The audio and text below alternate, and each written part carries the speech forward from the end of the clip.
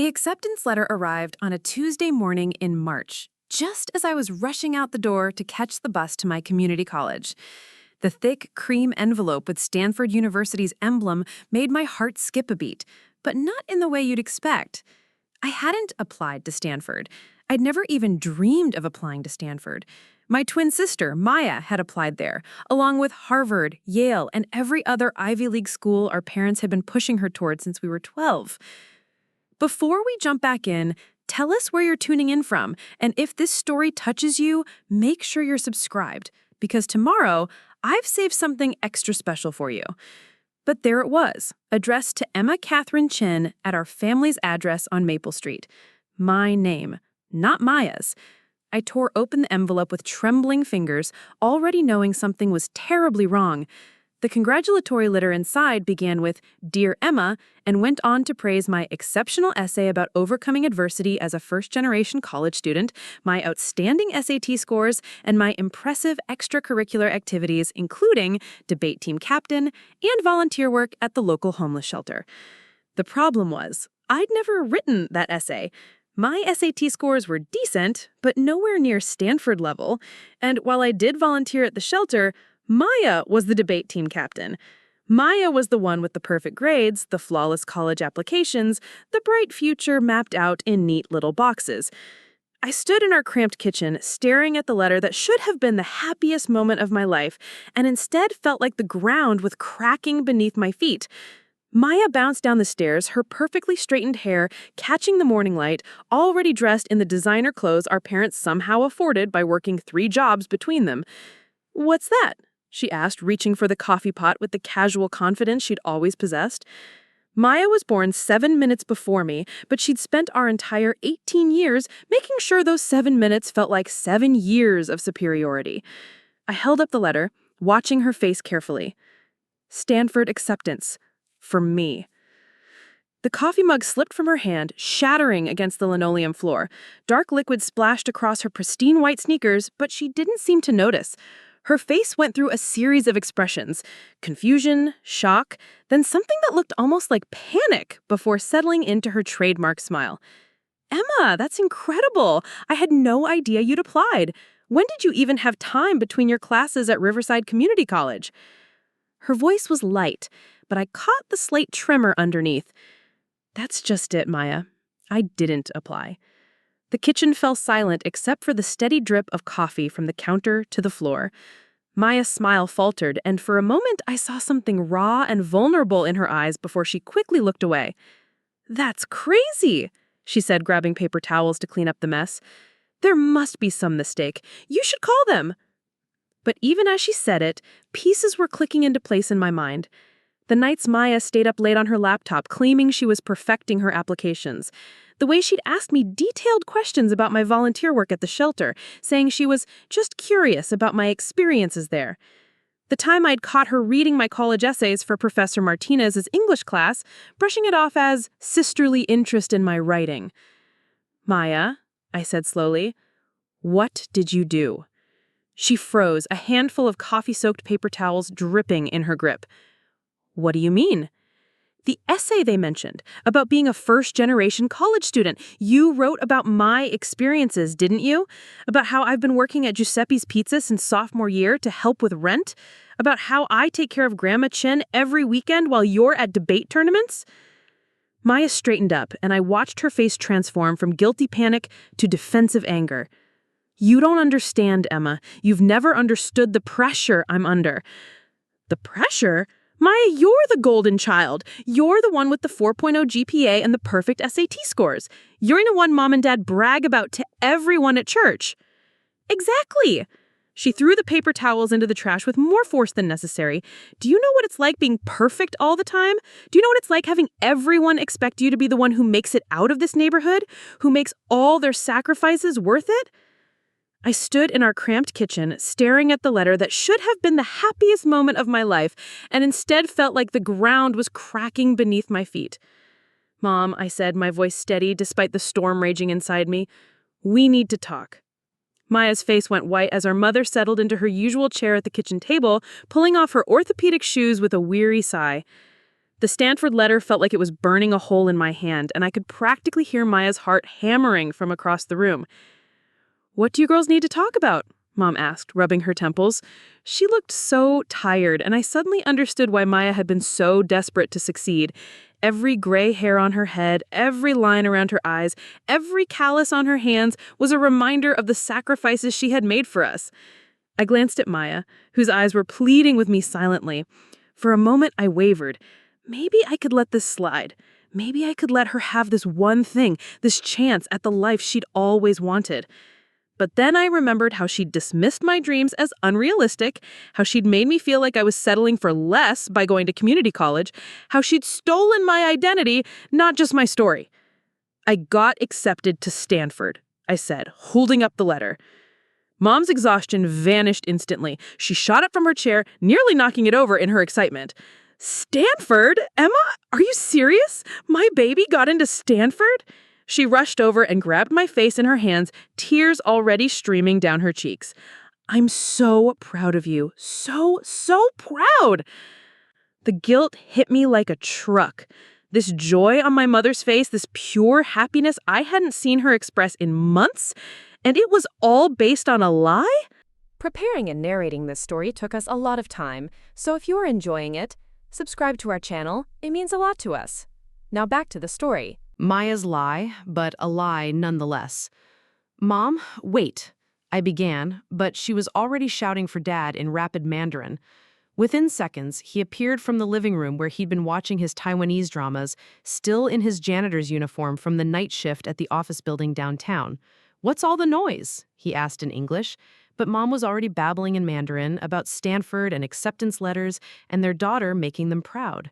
Dad's weathered face transformed as he processed the news, and suddenly I was being crushed in a bear hug that smelled like industrial cleaner and Old Spice.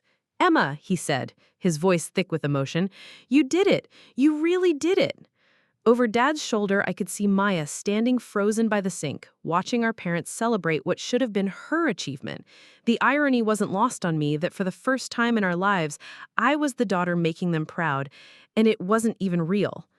"There's more to the story," I said gently, extracting myself from Dad's embrace. "Maya has something she needs to tell you both." Maya shot me a look that could have melted steel, but she cleared her throat and stepped forward. "It's complicated," she began, her usual confidence completely gone.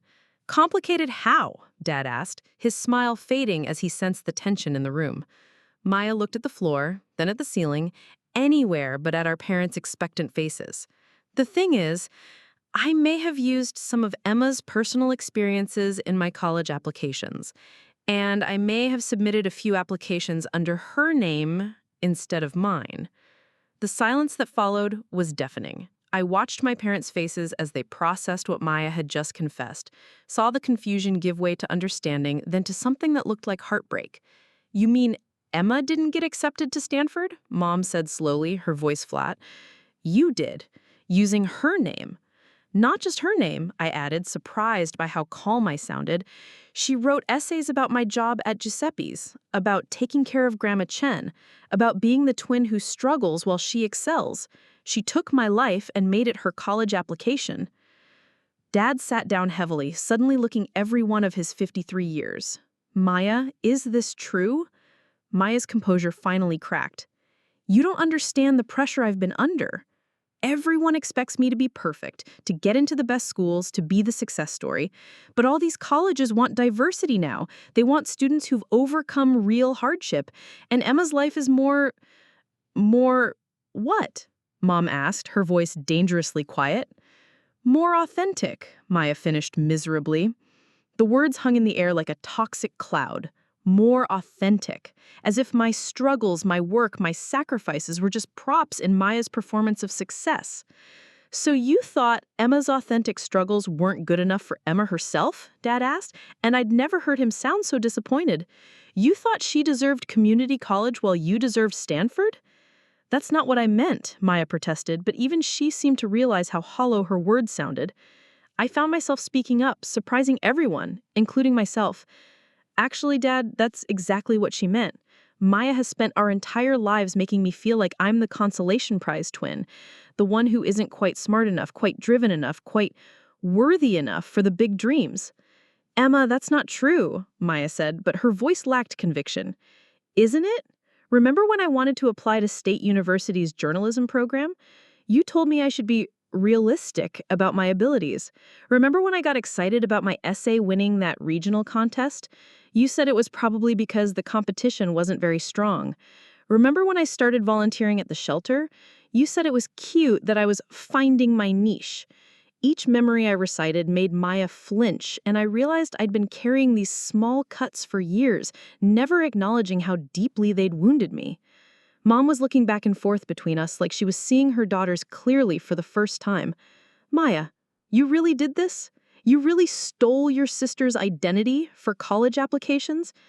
I borrowed some elements of her story, Maya said weakly, and I only used her name on a few applications. I thought if I got accepted, I could figure out how to handle the name issue later. Handle it how? I asked. Were you planning to show up at Stanford and just be me? Live my life for the next 4 years?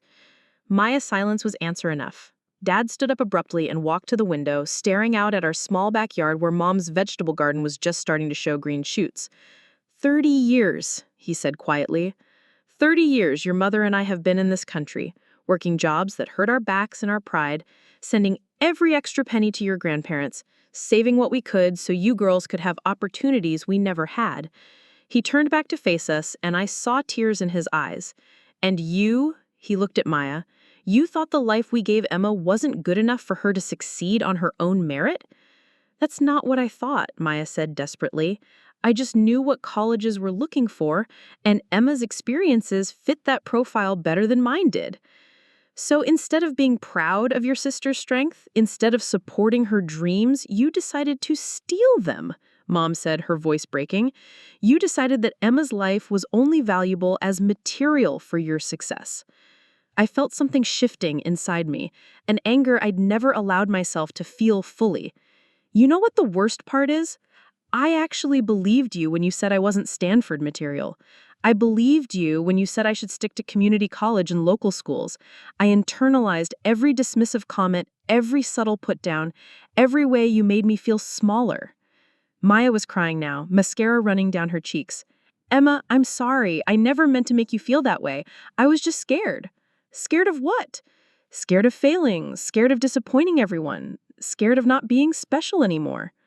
Looking at my sister, broken and vulnerable in a way I'd never seen her before, I felt my anger begin to mix with something else. Pity, maybe? Or recognition? Because I understood that fear, that crushing weight of expectations, even if I'd experienced it from the opposite side. But understanding didn't erase what she had done. Maya, I said quietly, you didn't just steal my identity. You stole my agency. You made choices about my life, about my future, without even asking me. You decided what I was capable of, what I deserved, what I was worth. I know, she whispered. I know, and I'm sorry. Dad cleared his throat.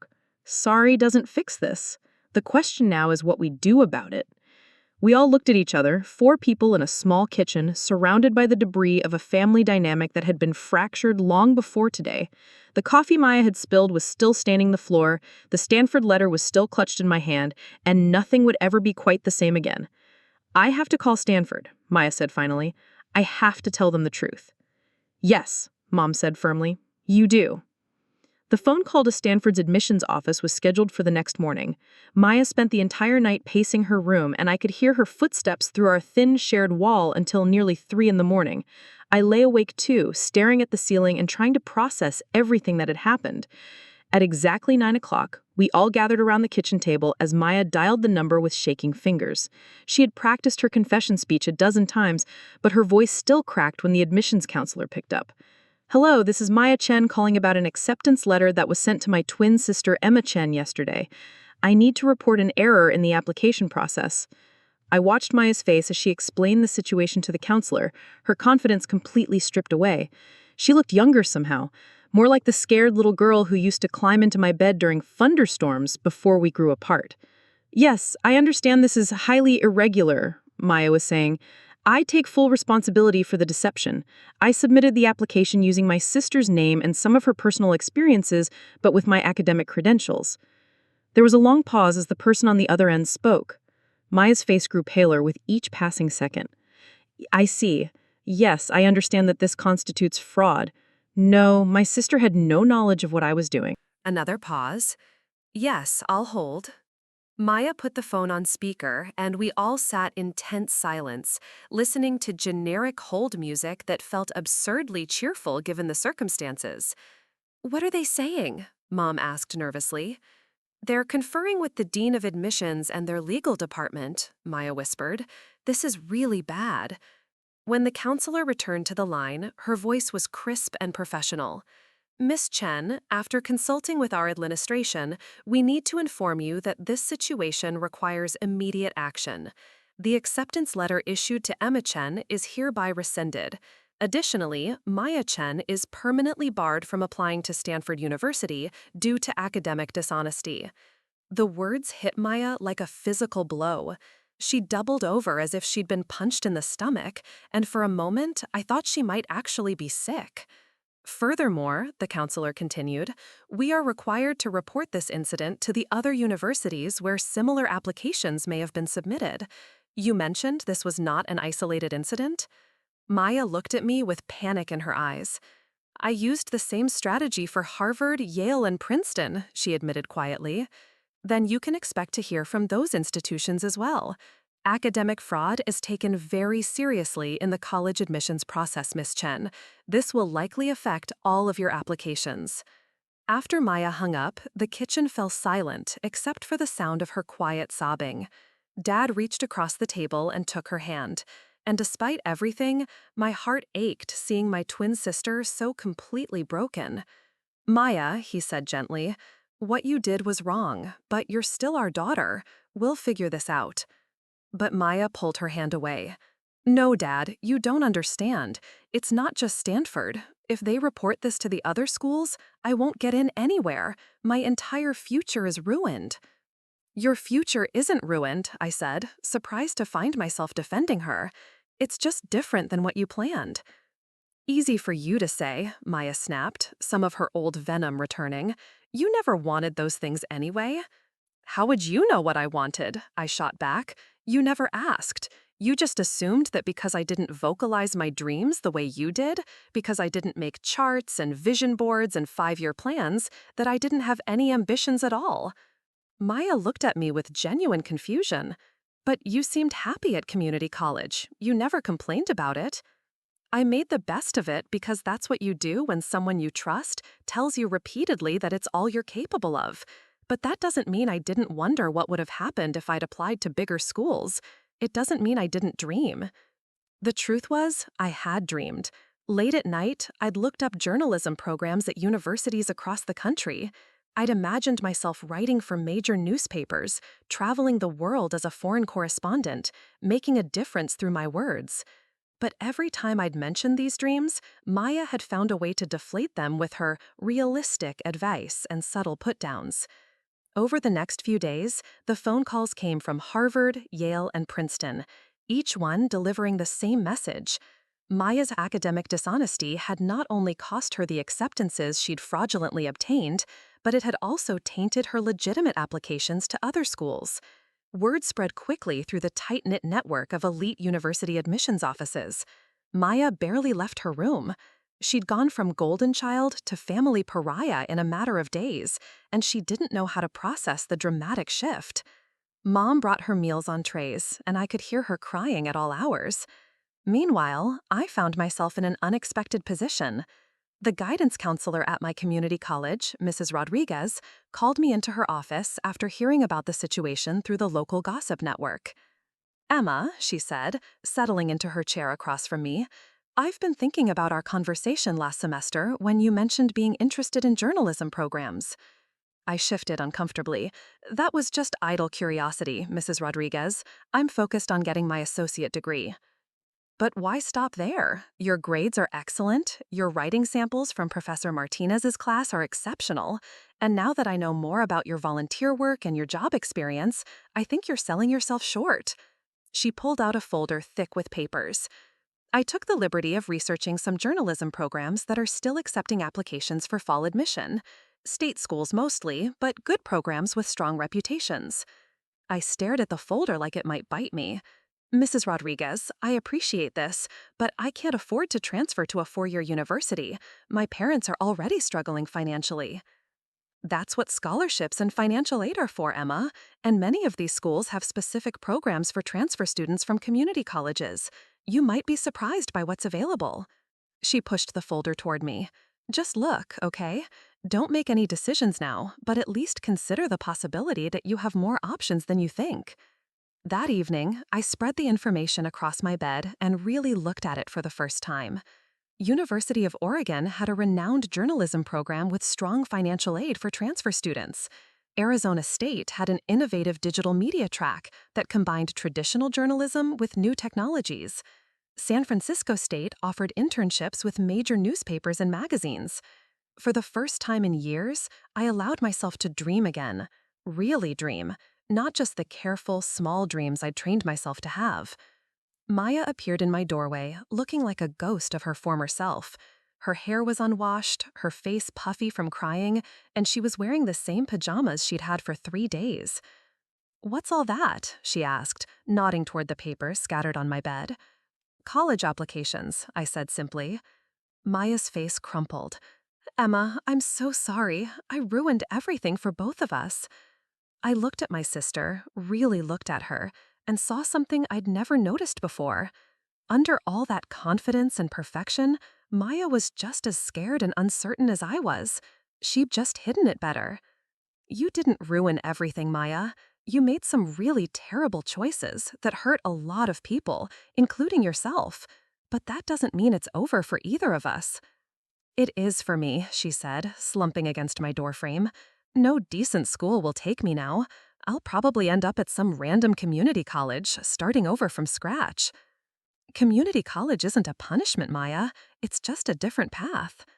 She looked at me with surprise, as if the idea that community college could be anything other than settling had never occurred to her. "Besides," I continued, "maybe starting over isn't the worst thing that could happen to you. Maybe it's a chance to figure out who you actually are when you're not trying to be perfect all the time." Maya was quiet for a long moment. "I don't know who that person is," she admitted. "I've been performing for so long, I'm not sure there's anything real underneath." "There is," I said with certainty I didn't know I possessed. "I've seen glimpses of her over the years. The Maya who used to sneak into my room to read my stories and give me genuine feedback. The Maya who cried when we had to put our hamster to sleep when we were 10. The Maya who taught me how to do my makeup before my first job interview." Maya's eyes filled with tears again, but this time they seemed different, less desperate, more reflective. "I never meant to make you feel small, Emma. I think I was so afraid of not being special that I convinced myself you were okay being ordinary. But you were never ordinary. You were just quieter about being extraordinary." It was the most honest thing Maya had ever said to me, and I felt something inside my chest loosen, a knot of resentment I'd carried for years finally beginning to untangle. "We both made mistakes," I said. "You were wrong to steal my identity and my story, but I was wrong to let you convince me I wasn't capable of more. We both sold ourselves short, just in different ways." Maya came and sat on the edge of my bed, carefully avoiding the application papers. "What happens now?" I looked at the college brochures spread around us, then at my sister, who was finally showing me her real face instead of her perfect mask. "Now we both figure out who we actually are and what we actually want. And maybe, if we're lucky, we figure it out together instead of in competition with each other." For the first time in years, Maya smiled at me without any calculation behind it, and I realized that maybe the best thing that could have come out of this whole mess wasn't a college acceptance or a ruined reputation, but the chance for two sisters to finally see each other clearly and start over as the people they really were, not the people they'd been pretending to be. 6 months later, I was sitting in the registration office at University of Oregon, finalizing my enrollment as a junior transfer student in their journalism program. The scholarship I'd received covered most of my tuition, and I'd saved enough money from my job at Giuseppe's to handle the rest. My hands shook slightly as I signed the final paperwork, still hardly believing this was real. Maya was 3 hours south at Lane Community College, starting her second semester in their education program. After everything that happened, she decided she wanted to become an elementary school teacher. Something she'd mentioned exactly once when we were kids, before our parents steered her toward more prestigious careers. The transformation in both our lives had been gradual but profound. Maya had spent the summer in therapy, working through what our counselor, Dr. Kim, called perfectionism paralysis, and learning to separate her worth from her achievements. I'd spent those same months rediscovering dreams I'd buried so deep I'd almost forgotten they existed. The hardest part hadn't been the college applications or the financial aid paperwork, or even dealing with the fallout from Maya's academic fraud scandal. The hardest part had been learning to trust my own voice again after years of letting Maya's opinions drown it out. My phone buzzed with a text for Maya. First day at the Eugene Register Guard internship. You're going to kill it. So proud of you, Em. I smiled, pocketing the phone as I walked across campus toward the journalism building. The internship Maya was referring to was a competitive position I'd landed for the spring semester, working with real reporters on actual stories that would be published in a major Oregon newspaper. 6 months ago, I would never have even applied for something like that. Maya would have convinced me I wasn't qualified, and I would have believed her.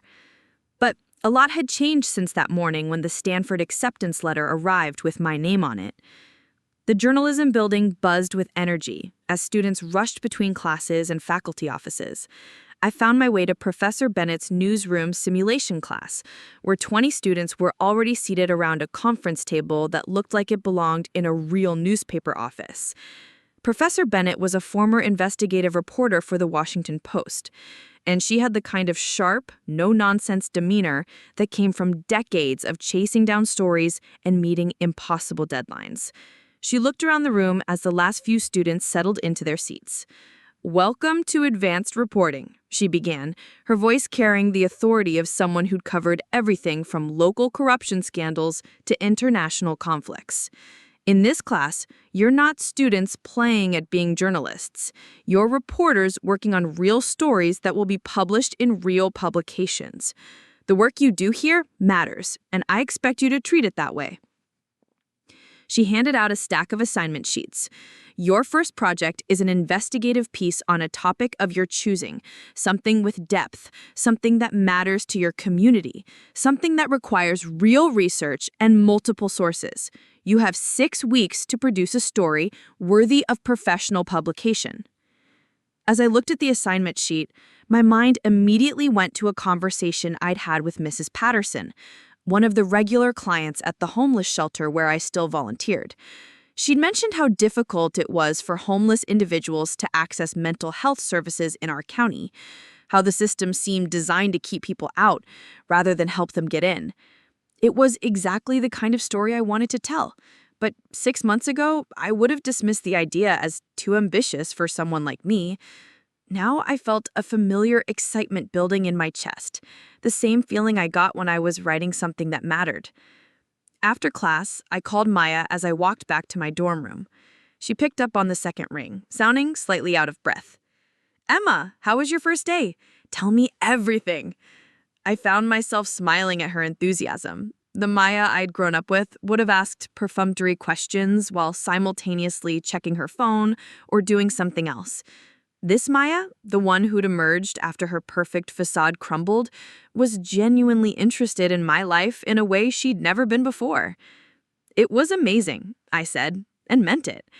I got assigned to do an investigative piece on mental health services for the homeless population. It's exactly the kind of reporting I want to do. "That sounds incredible, Em, and challenging. Are you nervous?" "Terrified," I admitted, but also excited. I keep thinking about how 6 months ago I would have talked myself out of even attempting something like this. There was a pause on Maya's end. "I'm sorry I was part of the voice in your head telling you that you couldn't do things like this." We'd had versions of this conversation many times over the past few months, but it never felt repetitive or forced. Both of us were still processing how our relationship had shaped us, still learning to communicate without the layers of competition and resentment that had defined our interactions for years. "How are your education classes going?" I asked, changing the subject because dwelling too long on the past still felt dangerous for both of us. Really good, actually. I'm doing my practicum in a second-grade classroom, and Emma, these kids are incredible. Yesterday, this little girl named Sophia drew me a picture of her family, and she included me in it because she said I was part of her school family now. I could hear the genuine joy in Maya's voice, something that had been notably absent during all her years of academic achievement and college preparation. She'd never sounded this happy talking about debate tournaments or perfect test scores. That's beautiful, Maya. I know it sounds cheesy, but I feel like I'm finally doing something that matters. Something that's actually me, not just me trying to be what everyone else wanted. After we hung up, I sat in my small dorm room and looked around at the life I'd built for myself. My journalism textbook stacked on the desk, my press credentials from the campus newspaper pinned to the bulletin board, my notebook full of story ideas and interview questions scattered across the bed. It wasn't the life I'd planned 2 years ago when I was just trying to get through community college without disappointing anyone, but it was mine in a way nothing had ever been before. The next few weeks flew by in a blur of interviews, research, and late nights in the computer lab, writing and rewriting my article. I talked to social workers, psychiatrists, homeless individuals, city council members, and nonprofit directors. I learned about funding shortfalls and bureaucratic red tape, and the heartbreaking gap between need and available services. The story that emerged was complex and nuanced, revealing systemic problems that couldn't be fixed with simple solutions. It was the kind of journalism I'd always admired, the kind that shed light on important issues without sensationalizing them. When I turned in my draft to Professor Bennett, I felt a mixture of pride and terror. This was the most ambitious piece of writing I'd ever attempted, and I had no idea if I'd pulled it off. 3 days later, Professor Bennett called me into her office. Her expression was unreadable as I sat down across from her desk, my heart hammering in my chest. "Emma," she said, looking directly at me with those sharp reporter's eyes, "this is excellent work." I felt like I might actually faint from relief. The reporting is thorough, the writing is compelling, and you've tackled a complex issue without oversimplifying it. I'm recommending this piece for publication in the Register Guard's Sunday edition. "Really?" The word came out as barely more than a whisper. "Really? You have good instincts, Emma. More importantly, you have something many young journalists lack: genuine empathy for the people you're writing about. That's not something that can be taught." Walking out of her office, I felt like I was floating. My story was going to be published in a real newspaper, read by thousands of people, potentially making a difference in how our community addressed mental health services for its most vulnerable residents. I called Maya immediately, not even caring that she was probably in the middle of class. "Emma," she answered, sounding worried, "is everything okay?"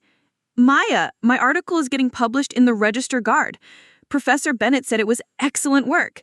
The shriek that came through the phone was so loud I had to hold it away from my ear. "Emma, oh my God, I'm so proud of you. This is incredible." "I can't believe it's really happening," I said, my voice shaky with emotion. "I can," Maya said firmly. "You're an amazing writer, Em. You always have been. I'm just sorry it took me so long to tell you that." That weekend, Maya drove up from Eugene to celebrate with me. We went to dinner at a little Italian place near campus, and for the first time in years, our conversation flowed naturally, without any undercurrent of competition or resentment. "Can I ask you something?" Maya said as we shared a piece of tiramisu. "Do you ever wonder what would have happened if I hadn't stolen your identity for those college applications, if none of this had ever come out?" I considered the question seriously. I think I would have stayed at community college, transferred to a state school for a safe major, and spent the rest of my life wondering what I was capable of. What about you? Maya was quiet for a moment, twirling her fork through the dessert. I think I would have gotten into one of those elite schools, hated every minute of it, graduated with honors in something I didn't care about, and spent my career being successful at things that made me miserable. So in a twisted way, maybe what happened was the best thing for both of us? "I don't know if I'd go that far," Maya said with a wry smile, "but I will say this.